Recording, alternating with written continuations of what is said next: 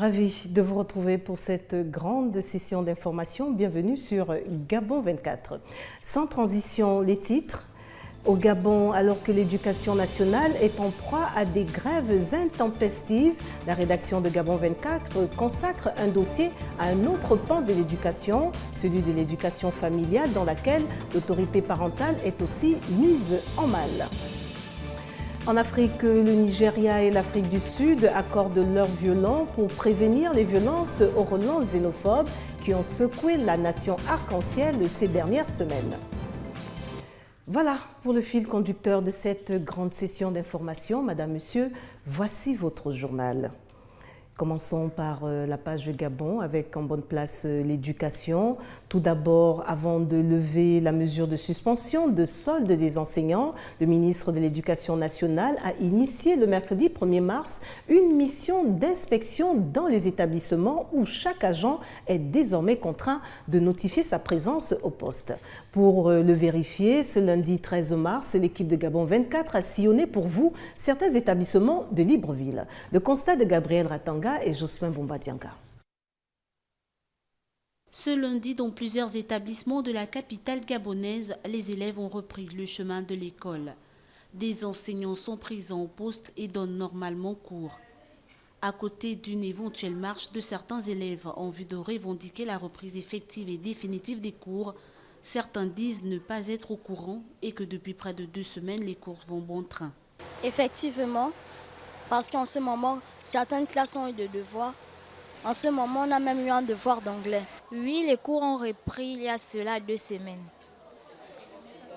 Ça se passe bien vu qu'on a annoncé l'arrêt des notes. Donc on fait les devoirs selon le temps pour aller un peu plus vite. Ici au lycée Paul Ndjinje Gondje, il n'y a pas eu une marche pour les élèves. Les cours ont repris, ça fait de cela 2 semaines. Ça se passe bien. Au regard de la situation, la reprise des cours est progressive et le fonctionnement des établissements scolaires s'effectue au même rythme en vue de rattraper le retard accumulé sur le programme scolaire et ont déjà été réaménagés.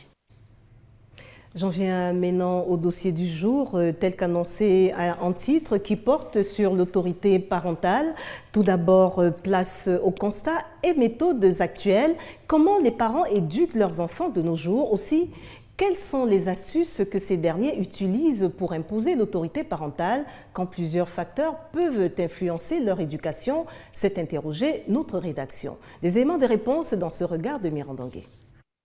Dans la rue, en classe et en famille, leur visage peut paraître le même ou être différent. Nous faisons allusion aux enfants qui, en dehors du cadre familial, sont parfois influencés par le monde extérieur. Face aux technologies de l'information et de la communication, certains parents ont leurs astuces pour amener l'ordre à la maison. L'éducation à la maison peut se faire sous plusieurs angles. On a les punitions. Quand l'éducation que tu veux inculquer aux enfants ne rentre pas bien, on peut soit parfois les châtier, surtout les conseiller, et pour leur montrer que nous, on a reçu, ce qu'on a reçu, c'est ce qu'on vous donne aujourd'hui. Ce que vous recevez dehors et ce que vous recevez à la maison, ce n'est pas la même chose. Et souvent, à la maison, c'est l'éducation de base. Lorsque l'éducation de base est ratée, ça veut dire que ça peut avoir un impact plus tard, même dans les études. Amanda héberge son neveu qui a vécu dans la rue. Elle s'y prend à sa manière pour faire entendre raison à son neveu. J'ai constaté qu'en le grondant, à chaque fois, ça ne passait pas. Et quand il y a une situation, je l'appelle, on s'assoit et on discute. Et il sait que quand moi je ne l'ai pas appelé, quand je suis fâchée, il me laisse dans ma colère. Et quand c'est calme, lui-même il vient frapper à ma porte et il me dit « je veux parler ». Et là, le message passe. La famille, émanation de la biologie et de la culture, est la plus petite et la plus intime communauté d'individus partageant la même généalogie. Et c'est à cette école qu'un enfant acquiert toutes les bases de ses expériences à venir et les principales leçons de vie pour certains observateurs. Poursuivons avec le dossier du jour pour parler cette fois des enfants en famille recomposée. S'entendre sur l'éducation des enfants est un défi que tous les parents devraient surmonter, chose pas toujours évidente dans de telles familles car le challenge reste de taille. Chimène Sandra Senghol, Fred Ndongo et Berton Saga nous en disent davantage. Les méthodes à suivre, les règles à respecter s'acquièrent au jour le jour. Une situation pas toujours confortable pour les enfants en famille recomposée, qui ont parfois déjà une éducation de base différente de celle du nouveau parent. À quel âge ces enfants-là se sont séparés de leurs parents pour se retrouver avec un nouveau parent? À ce moment-là, qu'est-ce qu'ils ont déjà eu comme éducation au préalable? Parce que c'est des gens qui arrivent déjà soit avec un minimum qui leur a été transmis, soit par leur mère qui est partie, soit par leur père qui est parti, et qu'ils vont se retrouver avec un nouveau parent. Et le parent qu'ils viennent retrouver peut ne pas aimer ces comportements-là. L'éducation des enfants issus des unions antérieures des parents n'a aucun mode d'emploi. Elle s'avère parfois compliquée, mais il faut être patient afin de bien opérer le glissement. Les gens devraient être patients, avoir des compromis et surtout prendre de la distance par rapport à ce que l'enfant a déjà. Ça veut tenir compte de ce que l'enfant a au préalable et être patient. Comment est-ce qu'il faut réajuster cette éducation-là? Ça veut dire que vous allez faire comme un glissement entre ce que l'enfant a et ce que vous voulez apporter à cet enfant-là. Et ne pas toujours forcer. Surtout que quand on vient et qu'on est nouveau parent, vous n'êtes pas toujours très bien accueilli parce qu'il y a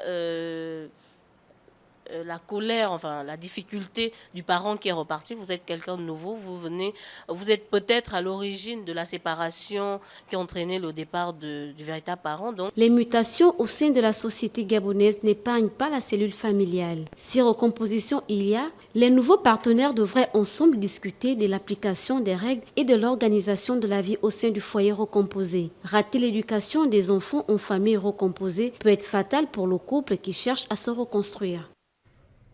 Place à présent à un cas de la réalité de l'éducation dans un orphelinat pour refermer dans notre dossier du jour. Selon une étude réalisée à l'initiative du ministère gabonais de la Famille et des Affaires sociales, 658 enfants seraient livrés à eux-mêmes dans les rues de Libreville et des autres villes du pays. Parmi eux, 595 seraient gabonais et bon nombre auraient encore leurs parents en vie.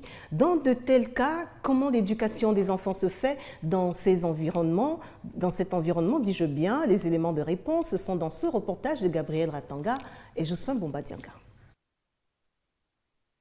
L'enfant est une richesse pour la société, mais également un être vulnérable à protéger afin de favoriser sa bonne évolution et de manière plus large l'évolution de la société. À Libreville, près de 595 enfants seraient livrés à eux-mêmes selon une étude réalisée à l'initiative du ministère gabonais de la Famille et des Affaires sociales. Bien que pour la plupart leurs parents seraient encore en vie, ces enfants se retrouvent pour les plus chanceux dans des centres d'orphelinat en vue d'être réinsérés dans la société et pour d'autres, ils se livrent à la délinquance. Comment l'éducation de ces derniers se fait dans ce milieu? Quelles sont les dispositions prises pour accueillir et encadrer ces derniers?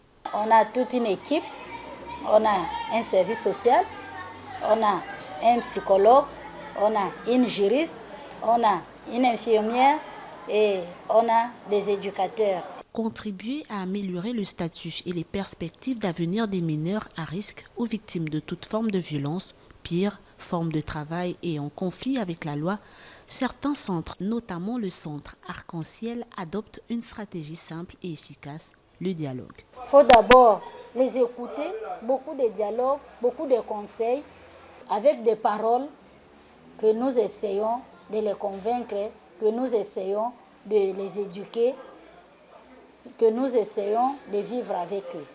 Ce sont des garçons et des filles généralement âgés de 7 à 18 ans qui sont dans un processus de rupture avec la rue. Le devenir et les possibilités de réinsertion de ces enfants dépendent de l'éducation inculquée dans leur nouvel environnement. Sur un tout autre plan, chaque 15 mars est célébrée la Journée internationale des consommateurs. Cette année, le thème retenu par l'Organisation des Nations Unies est le droit des consommateurs à l'ère du numérique, occasion de s'interroger sur quelle est la relation qui existe entre le numérique et la consommation. Les détails avec Mirandangé. Le e-commerce se développe au Gabon au rythme de la pénétration des technologies Internet, évalué à 72,56% en 2016. Payer ses factures d'eau et d'électricité, faire des transferts d'argent, acheter en ligne, la consommation est en train de prendre une nouvelle tournure grâce au mobile banking. Les réseaux sociaux sont devenus au Gabon le premier vecteur du e-commerce, mais dans un pays où le droit des consommateurs peine à s'imposer, la sécurité des consommateurs en ligne est un problème réel. Donc, le Gabon a beaucoup d'instruments dans le domaine du numérique qui garantissent les droits des consommateurs. Et le Gabon aussi a la commission des données à caractère personnel qui existe. Donc tout ce que l'association peut déplorer, c'est le manque de transparence. Donc c'est le cloisonnement qui existe entre ces administrations pour mieux garantir, n'est-ce pas, les droits du consommateur à l'heure du numérique. Donc nous souhaitons qu'il y ait une harmonie dans les actions menées par l'exécutif au niveau de notre pays, dans notre pays, concernant la sécurité des consommateurs. Les droits des consommateurs sont nombreux, variés et devraient être garantis. La loi sur le droit des consommateurs est encore en gestation. Légiférer sur les droits des consommateurs, notamment à l'ère du numérique, est une nécessité criante. Le consommateur ignore les droits. Donc même si les droits sont bafoués, il sera incapable de déposer une plainte, donc d'entreprendre une action en justice. Instituer en référence aux 4 droits fondamentaux des consommateurs, à savoir le droit à l'information, le droit à la sécurité, le droit d'être entendu et le droit de choisir. Cette journée mondiale consacrée au numérique sonne comme un réveil pour faire valoir ces droits, notamment face aux dangers sur Internet. Ouvrons la page Afrique au Burkina Faso et c'est en bref et en images. Le président de l'Assemblée nationale du Burkina Faso, Salifou Diallo, 60 ans, a été élu dimanche à la tête du mouvement du peuple pour le progrès, MPP, parti du chef de l'État, Roch-Marc Christian Kaboré. Connu pour son franc-parler et sa maîtrise des rouages politiques du pays, Salifou Diallo, qui n'avait pas hésité à critiquer régulièrement le gouvernement et appeler à des mesures plus fortes, a réitéré dimanche sa volonté que le MPP ait un rôle de contrôle de l'action gouvernementale. Le parti doit avoir un contrôle, le parti, dis-je bien, doit avoir un contrôle sur les maillons stratégiques de l'appareil de l'État afin de garantir une mise en œuvre pour réussir des engagements auprès du peuple. Poursuivons avec la page Afrique, direction la Gambie, où le nouveau président gambien effectuera du 14 au 16 mars une visite officielle, tout d'abord à Paris, où il sera reçu par François Hollande, ensuite à Bruxelles, pour rencontrer les dirigeants européens. Il s'agit de son premier déplacement hors du continent depuis qu'il est entré en fonction, en témoigne ce regard de Mirandangui. Après avoir consacré sa première visite officielle au Sénégal, le président gambien effectuera cette semaine une tournée diplomatique en Europe. C'est la France qui constituera la première étape de cette tournée européenne du président Adama Barrow, attendu du 14 au 16 mars. Au menu de ce premier déplacement hors du continent du nouveau chef d'État gambien, un entretien avec le président français François Hollande ainsi que des rencontres avec plusieurs membres du gouvernement et personnalités françaises. Au cours de ces 2 journées de visite officielle en France, Adama Barrow rencontrera les membres de la délégation gambienne en Hexagone et tiendra une réunion de travail avec les dirigeants du patronat français, l'OMEDEF. C'est une visite en grande pompe qu'effectuera donc le nouveau président gambien en France, qui a récemment décidé d'impulser une nouvelle dynamique à sa coopération diplomatique. Après Paris, Adama Barrow est attendu à Bruxelles, où il s'entretiendra avec les principaux responsables de l'Union européenne. À Paris comme à Bruxelles, le président gambien essayera de mobiliser plus de fonds pour financer la relance économique de son pays ainsi que les programmes de développement qu'il entend mettre en œuvre durant son mandat afin de répondre aux revendications de ses concitoyens et surtout démontrer par les actes que la page jamais est définitivement tournée. Je vous l'annonçais à l'entame, les gouvernements de l'Afrique du Sud et du Nigeria ont annoncé ce lundi la création d'une plateforme de dialogue destinée à prévenir la répétition des attaques anti-immigrés qui ont récemment agité plusieurs quartiers de Pretoria et de Johannesburg. Le récit de Gaël Mapessi. Ces dernières semaines, de nombreux magasins et maisons appartenant à des étrangers ont été saccagés à Pretoria et Johannesburg, ravivant le spectre des émeutes xénophobes meurtrières de 2008 et 2015. Les habitants accusent les étrangers, notamment les Nigérians, d'être à l'origine des trafics de drogue et de la prostitution qui gangrènent leur quartier. Le mois dernier, le gouvernement nigérien avait publiquement exprimé son inquiétude après cette vague d'attaques. We've agreed that on top of all the bilateral MOUs and agreements that we had signed, nous avons décidé qu'en plus de tous les accords que nous avons signés, Nous allons nous inspirer de ça en établissant un centre d'alerte qui sera coordonné par les officiels et les ministres faisant partie du groupe de sécurité. Officials and ministers who serve from our side, from the security cluster. Ce lundi, la ministre sud-africaine des Affaires étrangères a rencontré son homologue nigérien à Pretoria pour apaiser les tensions. On this early warning unit that we'll set up to meet in both countries. Ce centre d'alerte que nous allons mettre sur pied se réunira dans tous les deux pays tous les 3 mois. De cette façon, nous aurons ce problème au premier plan. Nous ne le quitterons pas des yeux, afin que toute action préventive ou mesure sera prise le plus vite possible. Preventive or otherwise measures that need to be taken can very quickly be taken. Tous les 3 mois, les représentants des deux pays, officiels et membres de la société civile, s'y réuniront pour aborder les questions d'immigration et des problèmes de cohabitation.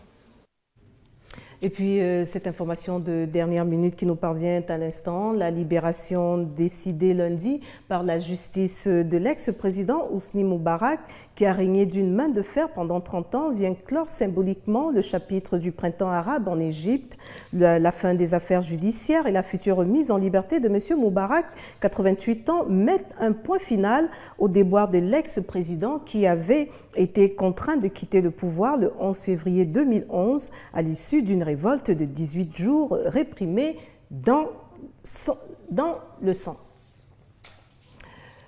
Nous allons donc au Maroc pour parler un peu de cinéma. Néfaste en 2016 pour le cinéma au Maroc, le nombre de productions étrangères y bat des records. Plus de 24 longs métrages ont été tournés au plateau du royaume chérifien l'an dernier, selon le centre cinématographique marocain. Les productions locales n'étant pas en reste, on en parle également dans ce récit de Gabriel Ratanga. Les studios marocains sont d'autant plus prisés des réalisateurs que l'État mène une politique volontariste et soutient les réalisateurs étrangers qui viennent travailler au Maroc.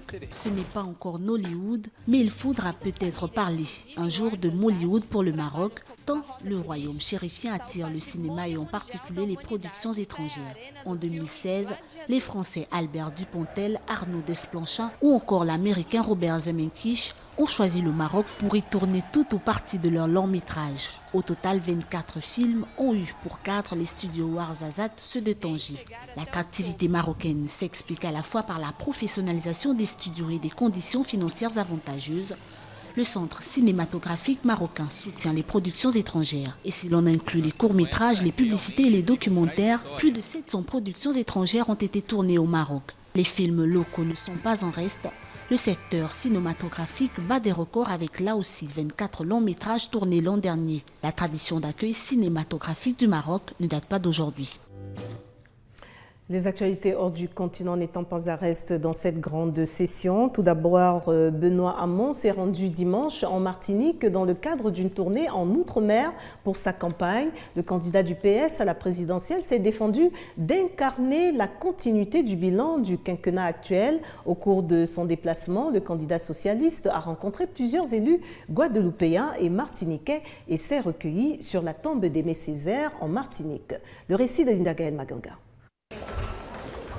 Le candidat du Parti socialiste à la présidentielle, Benoît Hamon, a rencontré ce week-end ses partisans d'outre-mer. Depuis samedi, le candidat organise des meetings en Guadeloupe et en Martinique. Au cours de son déplacement, où il rencontre aussi des élus locaux et des entrepreneurs, Benoît Hamon présente son projet de société pour le territoire d'outre-mer. En matière de programme, il propose de soutenir le développement des productions agricoles traditionnelles et les cultures vivrières pour atteindre l'autonomie alimentaire et envisage d'encourager la coopération régionale des outre-mer dans leur environnement géographique. Concernant le coût de la vie, il veut faire converger les tarifs bancaires avec ceux de la métropole et atteindre l'égalité en matière de communication téléphonique. Il souhaite aussi fixer les prix plafonds pour le transport aérien.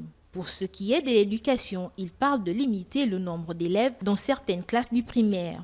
Deux autres candidats, Emmanuel Macron et Jean-Luc Mélenchon, se sont déjà rendus aux Antilles pour la campagne présidentielle 2017.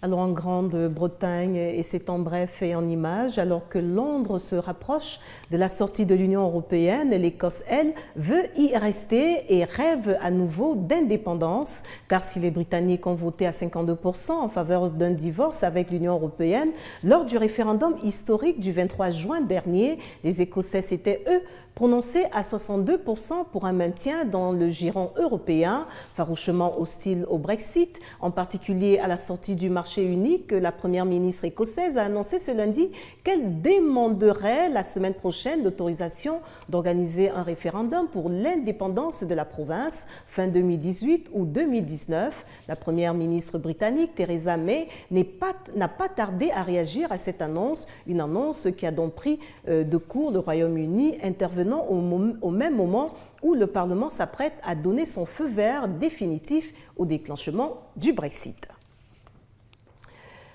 La Syrie n'étant pas en reste dans cette grande session d'information, Mohamed Bakdoul a quitté Beyrouth pour regagner Alep avec sa famille, convaincu que la prise de la deuxième ville de Syrie par l'armée annonçait la fin de 6 ans de guerre dans son pays. Comme un symbole, le bruit des pelleteuses, des générateurs et des bétonnières a remplacé le son du canon. Suivant ce reportage. Alep, ville martyrisée par le conflit syrien.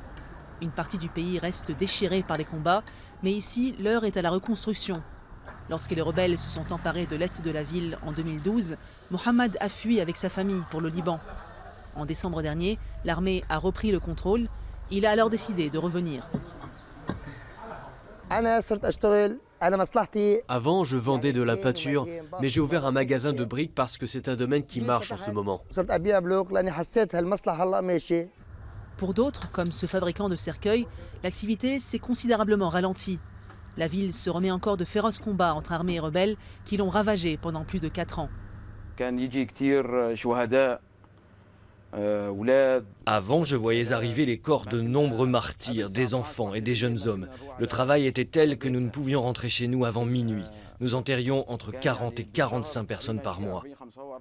Mais maintenant, grâce à Dieu, j'enterre de 20 à 25 personnes, toutes âgées.